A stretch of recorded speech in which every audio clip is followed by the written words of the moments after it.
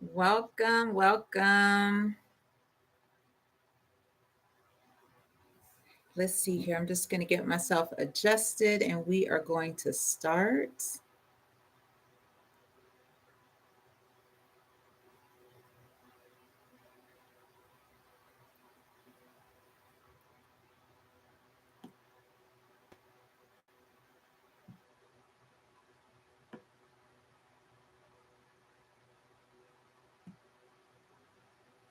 So, financial therapy to prosperity. This is my peoples, and I am so glad to be live with you today. Um, this is actually my first live that I've done by myself. My last live, I actually did an interview. So I'm new to this, but I am definitely true to this. I love YouTube. I love the experience that I've been having with posting my content. I really hope that it has been helpful to many people because the whole point is for me to help people to get breakthroughs, for me to get breakthroughs as well as I produce the content, because it's a lot of things that happen that you sometimes don't really know that you're experiencing. It's almost just like writing a book, right? So as you write the book, it still uncovers layers for yourself as you're also wanting to help other people get to another level. So I am so grateful for that.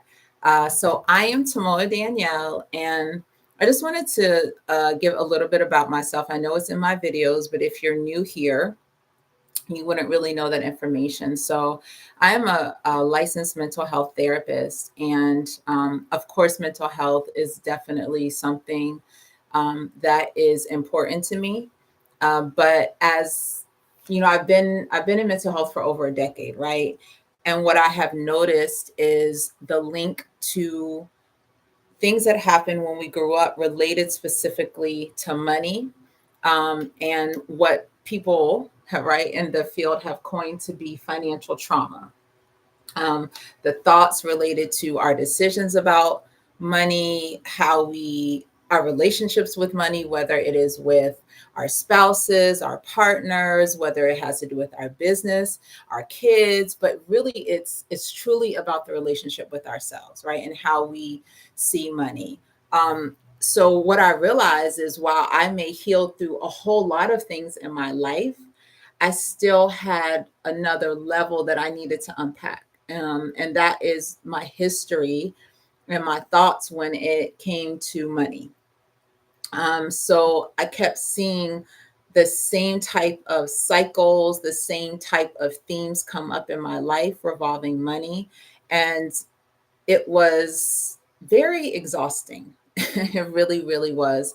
It literally was the definition of insanity. I used to, say to myself that I had this like bad money karma, and I didn't quite understand exactly what was going on. And so this, basically kind of sent me on a self discovery journey when it comes to money and how we think about money. So basically, what I decided to do is utilize, the license that I have in therapy and become a financial therapist of some sort, and really just putting out the education of the financial trauma and how that impacts us. And then, like I said, our relationships, because what are we here for if it's not the relationships that we have with other people? I think that's where we make the biggest impact in our lives. So today, what we're going to talk about is a topic that is really crucial for every couple. Like I said, how our past experiences about money really impact us now. So, how we grew up and the challenges that we've been through, this shapes our current financial conversations with our partners. And it actually has a lot to do with the views on our past. So, whether you may have grown up in a financially stable environment or you faced a lot of economic hardships, these experiences always basically color, if you think of like a paint, a picture and how you paint it. It's how we color and we create this picture for ourselves about how we handle money in the present.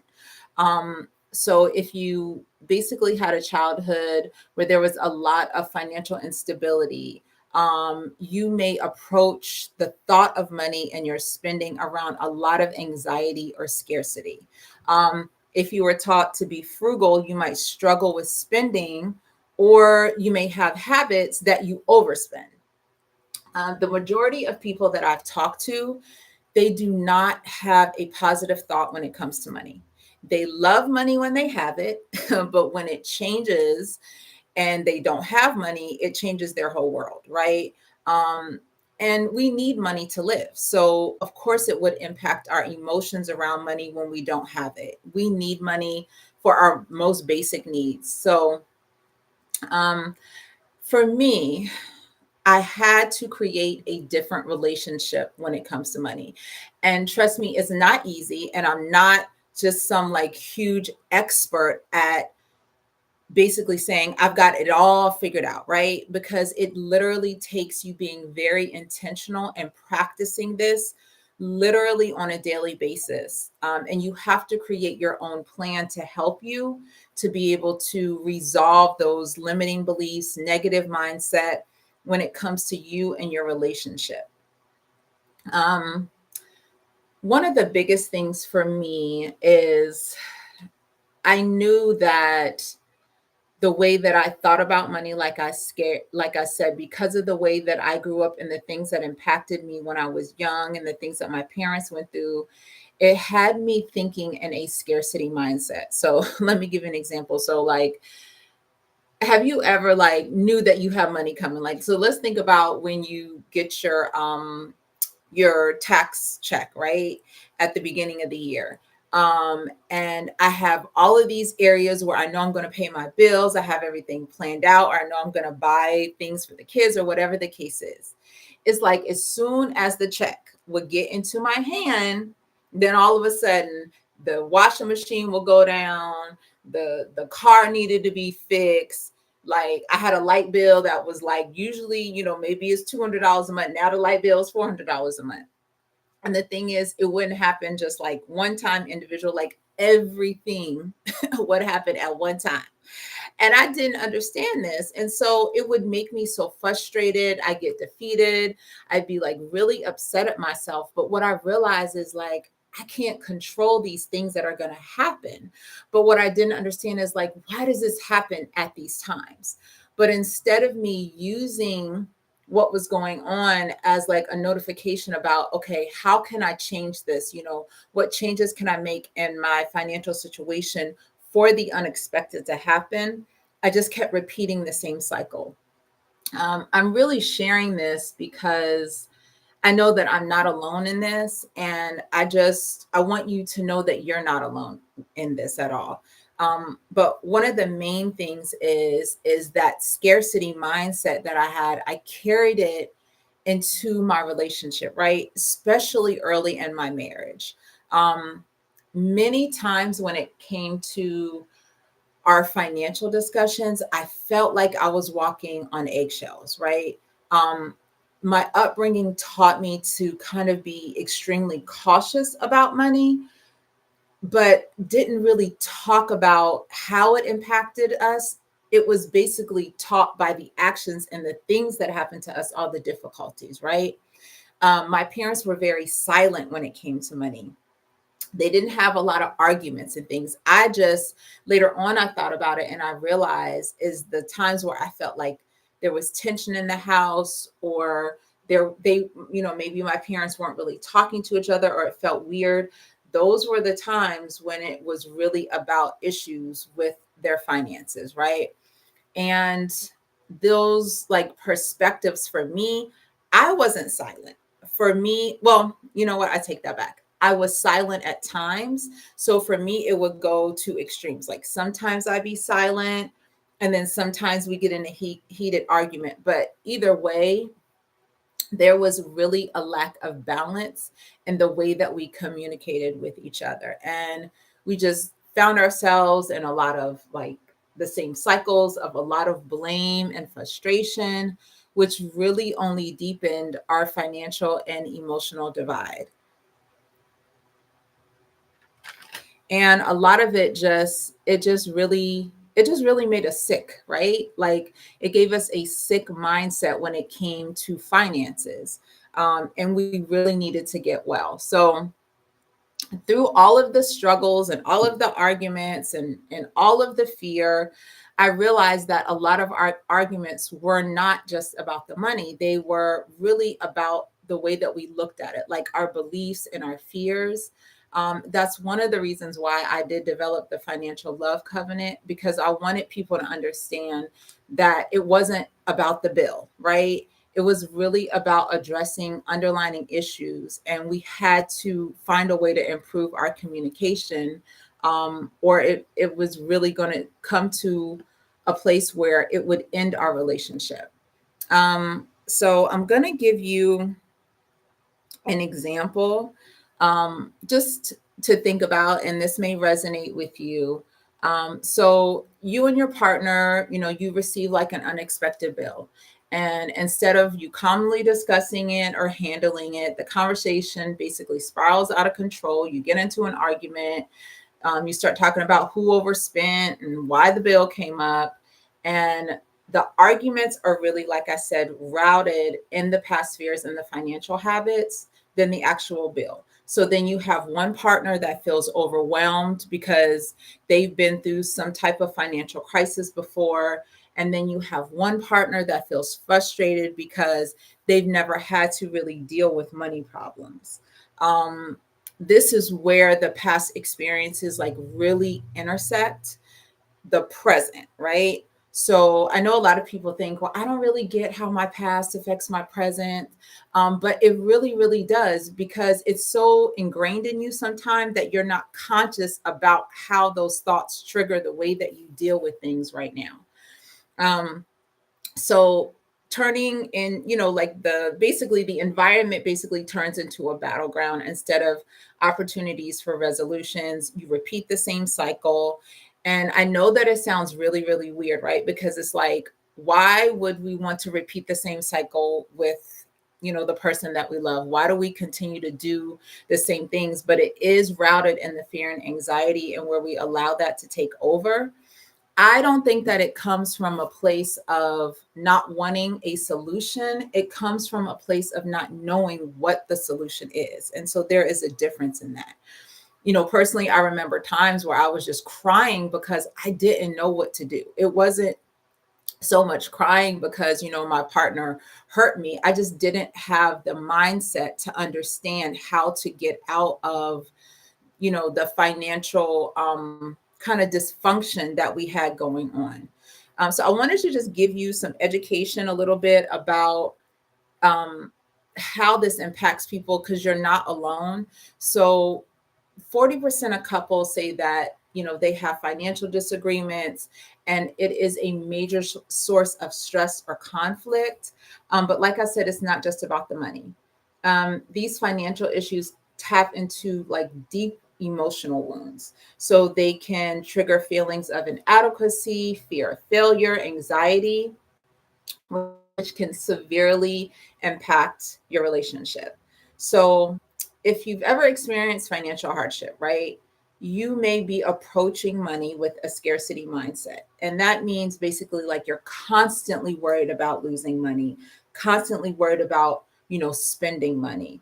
Um, and that mindset creates a tension because your partner doesn't share the same level of concern, right? And it doesn't mean that your partner is somebody that spends a whole lot of money. It's just that they can't understand what you're experiencing because they've never experienced it. So you're already separated by that. So understanding this can help you with your approach to your financial discussions, and lean more into empathy and focus on healing rather than conflict. So the way we spend money, right? Usually no one is questioning how we spend money. Spending money is a personal decision. Most of the time, nobody is in your pockets telling you what to do, how to pay your bills. But when you enter a relationship, you guys are sharing your expenses most of the time, right? If that's what you decide to do. And in that case, there cannot be secrets. And when I say secrets, I'm not talking about like you having your own money and spending it. I'm talking about like those secrets deep down where you have these experiences and you know it's impacting the way that you think about money. Like it presents a shame or a guilt that you experience. And so it basically wants you just basically want to avoid the contact, you basically want to avoid the conversation and not talk to your partner. So, what I'm going to do is just give you some basic outlines of just how to switch your mindset some when it comes to talking to your partner so that you can kind of start turning those tough conversations into more productive ones. Okay, so number one, let's start recognizing and validating emotions. So, what that means is really acknowledging the emotional weight that financial issues carry. So, if one of our partners is feeling anxious or fearful, understanding that these emotions are valid and not just an overreaction. So, if you think about it, right? Because I know for me, when I get money or I feel like I have like an abundance of money coming in, like it makes me happy. Like I feel like I'm on top of the world. I got it together. You know, emotions are connected to money, and that's a great thing. But just like the wonderful things that it makes you feel, it can also make you feel things that would be deemed negative, right? So some people have physical reactions when it comes to money. They could have panic attacks, they get nervous, they get anxious, they get sweaty, they shut down. They don't want to feel that someone is judging them. So while you may not experience that, your partner may be experiencing it, but not sharing that with you. So a lot of times when they just shut down, it's not about you, it's just based on their past experience. And so instead of basically not validating this for them, we have to start validating it so it makes the environment better for them to actually open up about what is happening to them when they even think about having money discussions. The second one is establishing a financial ground rule. And what that means is basically creating a set of rules about how to handle financial discussions. So this can include specific times to talk about money, agreeing to stay calm, which, look, I'm just going to say, even if you have the time and you decide when you're going to talk, I'm going to let you know if one person starts the behavior that usually ends up with you guys in an argument, both of you should agree to just stop right now, just set another time, and just start over again because there will be no solution in that. The other thing about it is if there was something else going on in your relationship and you set a time to do this together, it's not going to work. So you need to make sure that both of you are in a good space mentally before you have these discussions, because that is the environment that you want to set. And the thing is, this does not happen overnight. And especially if you have been involved in conversations and fights and arguments about money, and it always ends up the same way, you have to really be intentional on working hard to change this. And sometimes, you may both agree on what to do, but sometimes it takes one partner to lead that. Somebody has to be like the voice for change or the choice for change. You can't both be at the same place and nobody kind of take the lead on this. The fourth thing I'm sorry, the third thing is sharing financial stories. So, opening up about your financial past and how that shapes your present thoughts around money. So, this can build empathy and understanding between you and your partner. Um, so, again, that's about allowing your partner to share their stories. So, I think a lot of times in relationships, right, we may share things from our past, but there are things that we just don't share or don't feel comfortable sharing because we have, issues with shame or judgment. And we just feel like we're the only ones that have experienced that. So if we really want to be real with our partner, Somebody has got to start opening up about what has happened in their past that creates the same theme every time you talk about money. um, this will allow everybody to be more proactive than reactive when it comes to these discussions. Again, there's got to be a level of emotional maturity with this. I just feel like I've talked to so many couples, right? And then when I think about myself and my relationship, if we don't make a decision to do this, then our relationship is not going to work. You may still stay together, but you're going to keep repeating the same cycle. And it can be a really miserable place. And so I don't want anybody to be in that place. I know what that place is like. And it's it's a domino effect that basically it kind of haunts other areas in your life, right? Because how you do one thing is how you do a lot of things, right? So we don't want to see that happen, but it's got to start somewhere. And then the next thing I'm going to say is to use financial tools. So using something like the financial love covenant, I wrote that again because I rarely have seen couples that really map out a plan for how they're going to approach their finances, how they're going to discuss their finances, when they're going to discuss their finances, their goals when it comes to finances, how they look at saving or spending money or investing money, just all of the things that they want.